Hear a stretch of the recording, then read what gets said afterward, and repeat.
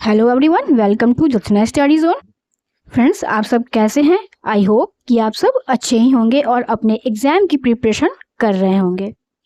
तो फ्रेंड्स, मैं आपको ये बता दूं कि एनटीए ने यूजीसी नेट एग्ज़ाम का टाइम शेड्यूल जारी कर दिया है, जिसमें कि आपका म्यूज़िक का एग्ज़ाम 18 जून 2024 को मॉर्निंग शिफ्ट में 9:30 बजे सुबह से लेके 12:30 बजे दोपहर तक होगा और हो सकता है कि एनटीए नेक्स्ट वीक तक आपके एडमिट कार्ड्स भी रिलीज कर दे। तो फ्रेंड्स, आप सब अपनी प्रैक्टिस को कंटिन्यू करते रहिए। जैसा कि आप सब जानते हैं कि म्यूजिक नेट एग्जाम के प्रीवियस ईयर क्वेश्चंस को हम सॉल्व कर रहे हैं, जिसमें कि हम सब ने पार्ट 1 से लेकर पार्ट 7 तक के क्वेश्चंस को सॉल्व कर लिया है और आज के सेशन में हम पार्ट 8 में और क्वेश्चंस को सॉल्व करेंगे। तो चलिए हम स्टार्ट करते हैं अपने आज के सेशन को। और अगर अभी तक आपने चैनल को सब्सक्राइब नहीं किया हुआ है तो प्लीज़ चैनल को सब्सक्राइब कर लीजिए और बेल आइकन को प्रेस कर दीजिए, जिससे कि चैनल पर आने वाली सभी इन्फॉर्मेशन सबसे पहले आपको मिले। इसके साथ ही साथ आप मेरे टेलीग्राम चैनल, व्हाट्सएप चैनल और इंस्टाग्राम चैनल को भी फॉलो कर सकते हैं। तो चलिए हम स्टार्ट करते हैं और देखते हैं अपने आज के सेशन का पहला क्वेश्चन। तो पहला क्वेश्चन है, बेदम नौहक्का किस ताल में संभव है? झप ताल, लक्ष्मी ताल, पंचम सवारी या मत ताल? बेदम नौहक्का को निकालने के लिए हमारे पास एक फॉर्मूला है कि जो तालें 3 से कट जाती हैं यानी 3 से डिवाइड हो जाती हैं, उसमें बेदम की नौहक्का नहीं बनती है। तो यहाँ पर हमें देखना है कि कौन सी तालें हैं जो 3 से कट जाती हैं। तो चलिए हम देख लेते हैं। मत ताल होती है 18 मात्रे की, ये 3 से डिवाइड हो जाएगी। पंचम सवारी होती है 15 मात्रे की, ये भी 3 से डिवाइड हो जाएगी। लक्ष्मी ताल होती है 18 मात्रे की, ये भी 3 से डिवाइड हो जाएगी। लेकिन ये जो झप ताल होती है 10 मात्रे की, ये 3 से डिवाइड नहीं होगी। तो इस प्रकार इस क्वेश्चन का राइट आंसर हो जाएगा ऑप्शन 1, झप ताल। 3 से जो तालें पूरी कट जाएं में बेदम की नौहक्का नहीं बनती है। तो इस प्रकार इस क्वेश्चन का राइट आंसर ऑप्शन 1 हो जाएगा, झप ताल। नेक्स्ट क्वेश्चन है, अवनद्य वाद्य जिसमें मार्जना संभव नहीं है वो कौन से वाद्य हैं? पखावज, ताशा, मृदंगम या नाल? तो इसमें से वो कौन सा अवनद्य वाद्य है जिसमें मार्जना संभव नहीं है? इस क्वेश्चन का राइट आंसर हो जाएगा ताशा। ताशा एक अवनद्य वाद्य है जिसमें मार्जना संभव नहीं है। मार्जना कितने प्रकार की होती है? मार्जना जो है 3 प्रकार की होती है। 3 प्रकार की कौन कौन सी होती है? तो पहली मार्जना हमारी हो जाएगी मायूरी, दूसरी हो जाएगी अर्ध मायूरी,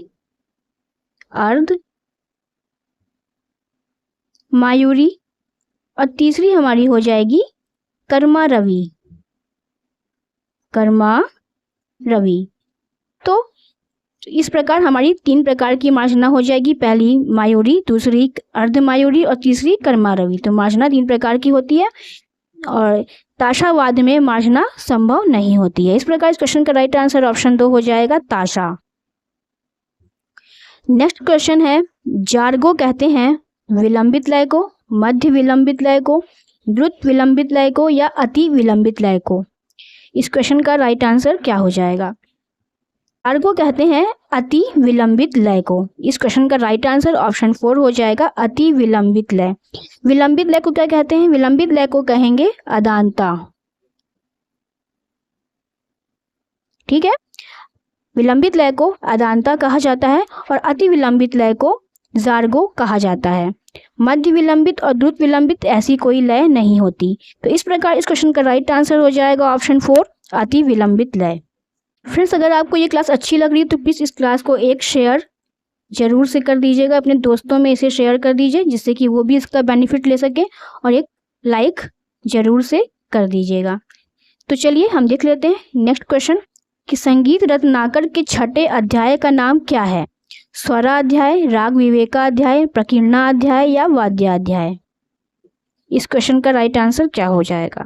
संगीत रत्नाकर जो कि पंडित शारंग देव जी द्वारा रचित ग्रंथ है, इसमें कुल 7 अध्याय होते हैं, जैसे कि सप्ताध्यायी भी कहा जाता है। तो इसका जो छठा अध्याय होता है वो होता है वाद्य अध्याय। इस क्वेश्चन का राइट आंसर हो जाएगा ऑप्शन 4 वाद्य अध्याय। नेक्स्ट क्वेश्चन है, ताल वाद्य परिचय के लेखक हैं doctor JP Patel, professor Girish Chandra Srivastava, Pandit Chhote Lal मिश्र, पंडित विजय शंकर मिश्र। ताल वाद्य परिचय के लेखक इनमें से कौन है? इस क्वेश्चन का राइट आंसर हो जाएगा ऑप्शन 1 डॉक्टर जेपी पटेल। ताल वाद्य परिचय के लेखक हैं डॉक्टर जेपी पटेल। इस पुस्तक में ताल वाद्य परिचय में जो है तिहाई रचना के नियम का विश्लेषण किया गया है। प्रोफेसर गिरीश चंद्र श्रीवास्तव की पुस्तक है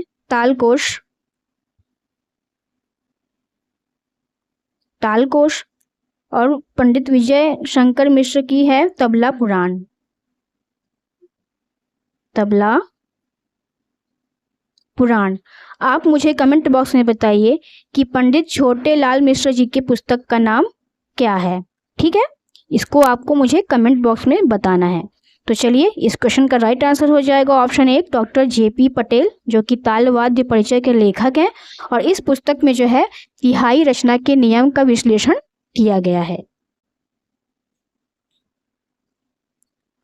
नेक्स्ट क्वेश्चन है, झूमरा ताल है समपदी, विषमपदी, अर्धसमपदी या मिश्रपदी? झूमरा ताल जो कि 14 मात्रे की ताल होती है, 14 मात्रे की ताल होती है, ये एक अर्धसमपदी ताल होती है। इस क्वेश्चन का राइट आंसर हो जाएगा अर्धसमपदी।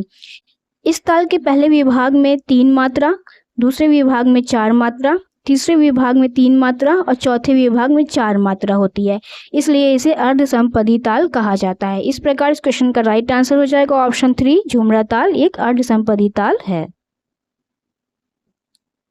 नेक्स्ट क्वेश्चन है, छंद शास्त्र में एक अक्षर से अधिक मात्रा काल को क्या कहा गया है? अधिक मात्रा काल को क्या माना गया है? दुगुन, गुरु, लघु या चौगुन? छंद शास्त्र को कभी कभी पिंगल शास्त्र भी कहा जाता है। पिंगल शास्त्र। और छंद शास्त्र में एक अक्षर से अधिक मात्रा काल को कहा जाता है गुरु।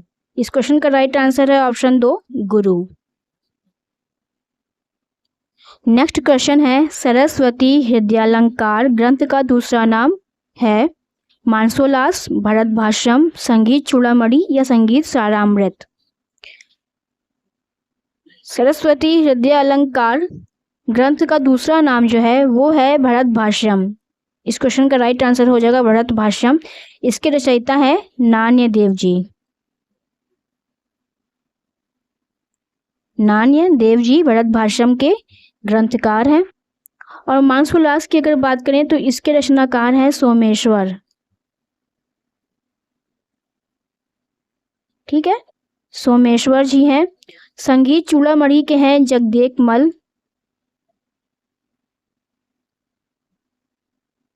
जगदेक मल। संगीत सारामृत का लेखक हैं तुलाजी राव। तुलाजी राव। तो इस प्रकार इस क्वेश्चन का राइट आंसर हो जाएगा ऑप्शन 2 भरत भाष्यम। संगीत हृदयालंकार ग्रंथ का दूसरा नाम है भरत भाष्यम। नेक्स्ट क्वेश्चन है, अनिंदो चटर्जी ने पंडित ज्ञान प्रकाश घोष के अतिरिक्त अन्य किस गुरु से तबले की शिक्षा प्राप्त की है? उस्ताद करामत खां, उस्ताद आफाक हुसैन, पंडित शंकर घोष या पंडित गुदई महाराज? तो अनिंदो चटर्जी ने पंडित ज्ञान प्रकाश घोष के अतिरिक्त जिनसे शिक्षा प्राप्त की हैं वो हैं उस्ताद आफाक हुसैन। इस क्वेश्चन का राइट आंसर हो जाएगा उस्ताद आफाक हुसैन। इनसे अनिंदो चटर्जी ने तबले की शिक्षा प्राप्त की हुई है। नेक्स्ट क्वेश्चन है, बल और पेंच किस रचना से संबंधित हैं? पेशकार से, टुकड़ा से, गत से या कायदा से? बल और पेंच जो है वो टुकड़ा से संबंधित हैं। टुकड़ा जो है तबले पर बजने वाली रचना है।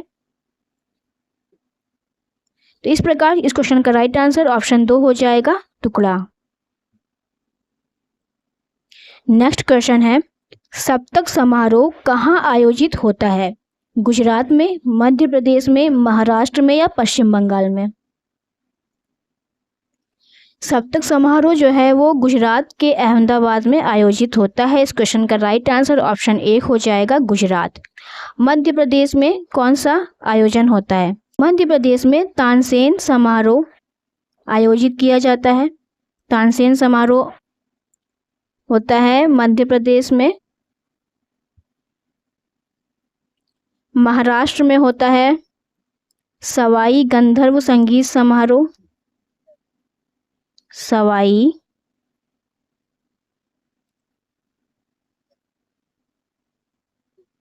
गंधर्व संगीत समारोह। और वहीं अगर हम बात करें कि पश्चिम बंगाल में कौन सा आयोजन होता है किस समारोह का, तो पश्चिम बंगाल में जो है डोबरलेन म्यूजिक कॉन्फ्रेंस। डोबरलेन म्यूजिक कॉन्फ्रेंस होता है पश्चिम बंगाल में। इस प्रकार इस क्वेश्चन के हिसाब से इसका राइट आंसर ऑप्शन ए हो जाएगा गुजरात की सप्तक समारोह गुजरात में आयोजित होता है। नेक्स्ट क्वेश्चन है पिंगलकृत छंद शास्त्र कितने अध्यायों में लिखा गया है? पिंगलकृत छंद शास्त्र कितने अध्यायों में लिखा गया है? 6, 7, 8 या 9? पिंगलकृत छंद शास्त्र, जिसे कि मैंने अभी आपको बताया कि छंद शास्त्र को पिंगल शास्त्र के नाम से भी जानते हैं। पिंगल शास्त्र इनको इसलिए कहा जाता है क्योंकि पिंगल मुनि जी के द्वारा छंद शास्त्र की रचना हुई है, इसलिए इसको पिंगल शास्त्र भी कहा जाता है। और पिंगलकृत छंद शास्त्र में जो है 8 अध्याय लिखा गया है। इस प्रकार इस क्वेश्चन का राइट आंसर ऑप्शन 3 हो जाएगा 8।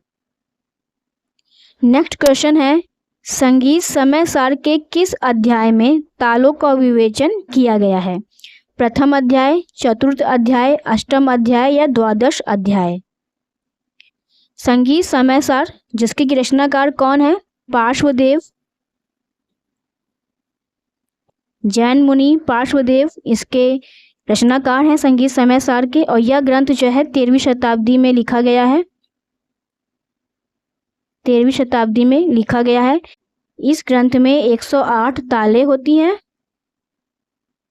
और यह ग्रंथ में कुल 9 अध्याय होते हैं, जिसमें से 8वें अध्याय में तालों का विवेचन प्राप्त होता है। इस प्रकार इस क्वेश्चन का राइट आंसर ऑप्शन 3 हो जाएगा कि संगीत समय सार के 8वें अष्टम अध्याय में तालों का विवेचन किया गया है। ये जो ग्रंथ है वो पार्श्वदेव जी द्वारा लिखा गया है 13वीं शताब्दी में। इस ग्रंथ में कुल 9 अध्याय हैं और इस ग्रंथ के अंदर 108 ताले हमें मिलती हैं, जिसमें 8वें अध्याय में तालों का विवेचन किया गया है।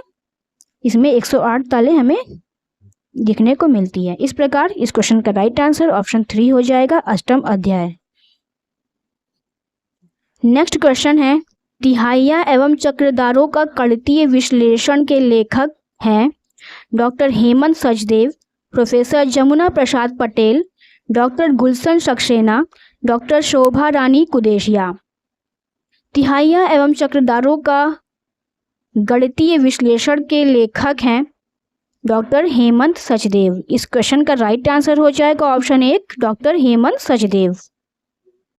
नेक्स्ट क्वेश्चन जो कि आज का लास्ट क्वेश्चन है फरोदस ताल में कितने विभाग हैं? 5, 6, 7 या 8?